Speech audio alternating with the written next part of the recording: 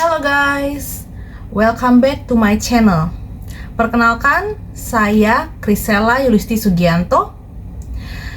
Pada hari ini kita akan membahas suatu buku lanjutan dari video sebelumnya, yaitu ini dia, Men Are From Mars dan Women Are From Venus.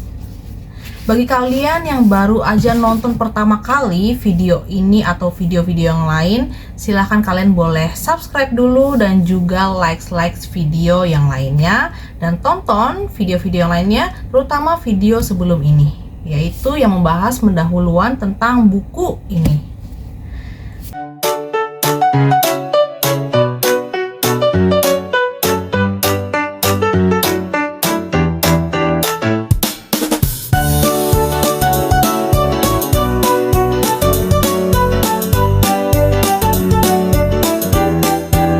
Kita buka dari bab 1 ya, dimana buku ini memberi judul Pria dari Mars, Wanita dari Venus di bab 1. Dan pada awal-awal di bab 1 mereka memberi seperti perumpamaan kepada kita semua. Kita bisa bayangkan bahwa pria berasal dari Mars dan wanita dari Venus.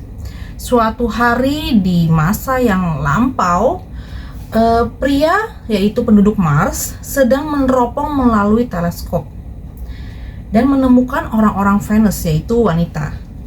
Dan mereka muncul perasaan-perasaan yang belum mereka kenal, sehingga mereka memutuskan untuk datang ke Venus, terbang ke angkasa untuk terbang ke Venus. Dan orang-orang Venus itu menyambut mereka dengan terbuka.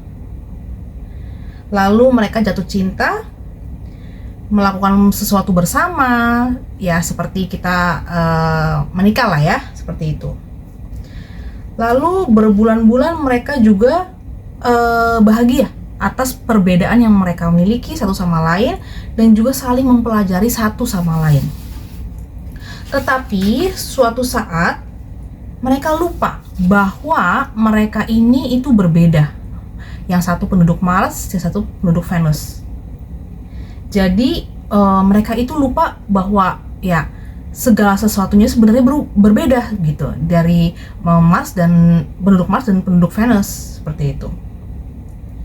Dan ini semua mengajarkan kita tanpa kesadaran bahwa kita itu berbeda dengan pria, wanita berbeda dengan pria, dan pria berbeda dengan wanita. Maka pria dan wanita akan selalu berselisih. Jadi kita udah temukan ya key pointnya ya. Pertama, kita harus menyadari bahwa kita ini memang berbeda, seperti itu. Kaum pria akan keliru mengharapkan kaum wanita untuk berpikir, berkomunikasi, bereaksi seperti pria, dan wanita akan keliru mengharapkan kaum pria untuk merasakan, berkomunikasi, menanggapi seperti wanita. Jadi hubungan-hubungan itu akan banyak sekali gesekan dan pertikaian yang tidak perlu, karena disebabkan oleh ketidaksadaran kita bahwa kita itu berbeda, seperti itu. Jadi nanti ini kan bab 1 ya. Bab 2 kita akan membahas di mana kaum pria menawarkan penyelesaian dan mengabaikan perasaan-perasaan. Ayo, siapa di sini yang merasakan bahwa kenapa ya kok cowokku kok atau suamiku atau pacarku nggak ngerti perasaan saya gitu.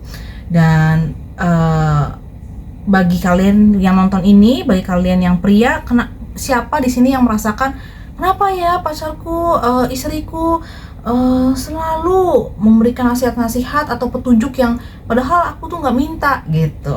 Nah, nanti di bab 2 kita akan bahas seperti itu ya. Lalu kita akan lihat ya di bab 1 ini lagi. Nah, ini juga di bab 1 dimention ulang bahwa tanpa kesadaran yang jelas mengenai perbedaan-perbedaan kita tidak akan mampu memahami dan saling menghormati satu sama lain. Jadi penuntut, pembenci, mudah menghakimi, dan gak sabaran. Jadi kita ngerti ya, key point kedua itu adalah kalau kita gak mengerti perbedaan-perbedaan ini, kita akan merasa diri kita benar dan kita selalu menuntut pasangan kita. Kita nggak memahami, kita tidak menghormati jadinya seperti itu. Jadi niat kita, niat baik kita, penuh kasih sayang kita kepada pasangan itu tidak dapat mencegah matinya rasa cinta. Karena masalah-masalah akan terus masuk. Kebencian menumpuk, hubungannya rusak dan kecurigaan makin meningkat. Hasilnya apa? Hasilnya penolakan, penekanan, dan cinta pun lenyap. Jadi seperti itu. Jadi key point kedua, kita ingat bahwa tanpa kesadaran yang jelas mengenai perbedaan ini, jadinya kita akan kehilangan rasa cinta. Ya, jadi kita ngerti ya. Key point pertama di bab 1 tadi, kalau misalnya kita nggak sadar bahwa kita berbeda, kita akan selalu berselisih, selalu, karena kita tidak mengerti bahwa kita ini berbeda. Gimana kita bisa menerima kalau kita tidak tahu dan kita tidak menyadari kalau kita berbeda, ya kan? Dan key point kedua, kalau kita terus tidak mengerti, tidak mau memahami kalau kita berbeda, artinya apa? Kita akan kehilangan rasa cinta itu sendiri, ya. Lalu selanjutnya di buku ini juga dimention bahwa setiap tahun berjuta-juta pasangan bersatu dalam cinta. Seperti kita menikah, kita karena mencintai satu sama lain, tetapi kemudian bercerai dengan rasa sakit karena mereka telah kehilangan cinta itu. Banyak sekali di media sosial, seperti banyak berita-berita perceraian. Karena apa? Karena mereka merasa tidak cocok lagi, tidak cinta lagi, seperti itu. Tapi dari yang semua yang sanggup mempertahankan cinta itu untuk lama sampai ke pernikahan, hanya 50% yang tetap menikah. Dan 50% lainnya itu mungkin merasa tidak puas gitu. Buku ini mention seperti itu. Mereka mempertahankan pernikahan karena apa? Karena kesetiaan, kewajiban, atau karena segan untuk memulai kembali semuanya. Seperti itu. Jadi buku ini terakhir menuliskan kembali bahwa pria dan wanita jika sanggup menghargai dan menerima perbedaan-perbedaan mereka, cinta memiliki peluang untuk berkembang. Jadi, pemahaman akan perbedaan-perbedaan ini sangat penting dan akan memberi dan menerima cinta yang ada dalam hati kita. Dan jadi buku ini mengharapkan bahwa para pembaca, yaitu kita, dapat mempelajari bagaimana mencintai dan mendukung orang yang kita cintai dengan cara yang lebih baik. Cinta itu ajaib dan dapat berlangsung lama kalau kita mengingat perbedaan-perbedaan kita. Ya, itu dia di bab 1. Jadi ingat ya, key point yang tadi kita udah bahas di bab 1. Dan di video selanjutnya kita akan membahas bab 2 dari buku ini.